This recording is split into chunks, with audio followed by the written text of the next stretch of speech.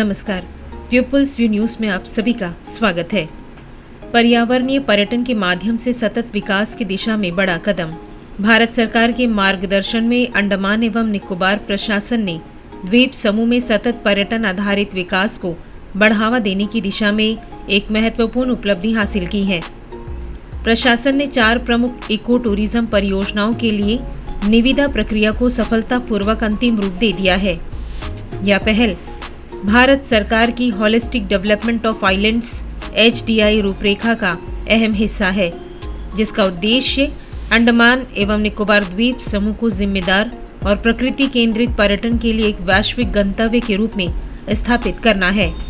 पहले चरण के तहत long island, Aves island, Smith island और शहीद द्वीप में ग्रीनफील्ड बीच रिसोर्ट परियोजनाओं के साथ साथ श्री विजयपुरम स्थित मेगापोर्ट रिसोर्ट के पुनर्विकास को पब्लिक प्राइवेट पार्टनरशिप मॉडल के अंतर्गत विकास के लिए लिया गया।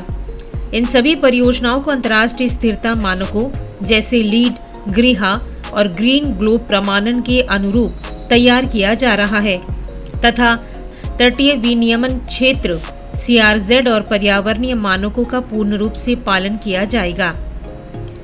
पर्यावरण पर न्यूनतम प्रभाव को ध्यान में रखते हुए प्रत्येक रिसोर्ट में लो इम्पैक्ट डिजाइन अपनाया जाएगा और इन्हें मुख्य रूप से सौर ऊर्जा सहित नवीकरणीय ऊर्जा स्रोतों से संचालित आत्मनिर्भर प्रणालियों पर आधारित किया जाएगा, जिससे द्वीपों की प्राकृतिक सुंदरता के साथ सामंजस्य बना रहे। उल्लेखनीय है कि वर्ष 2018 से 21 के दौरान आमंत्रित प्रारंभिक निविदाओं को अपेक्षित सफलता नहीं मिली थी। प्रमुख हॉस्पिटैलिटी कंपनियों के साथ व्यापक बाजार परामर्श के उपरांत प्रशासन ने निवेशकों की रुचि बढ़ाने के लिए रिक्वेस्ट फॉर प्रपोजल में संशोधन किया।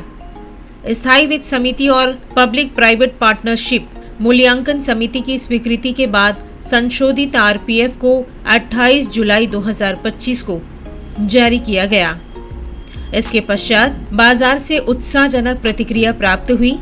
14 अगस्त 2025 को आयोजित प्री बिड बैठक में लगभग 60 संभावित निवेशकों के 100 से अधिक प्रतिनिधियों ने भाग लिया, जिससे उद्योग की मजबूत रुचि स्पष्ट हुई।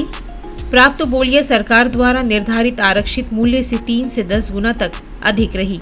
सक्षम प्राधिकारी की स्वीकृति के पश्चात लॉन्ग आइलैंड, एविस आइलैंड, शहीद द्वीप और मेगापोर्ट रिसोर्ट में इको टूरिज्म रिसोर्ट के विकास के लिए लेटर्स ऑफ अवार्ड जारी किए जा रहे हैं।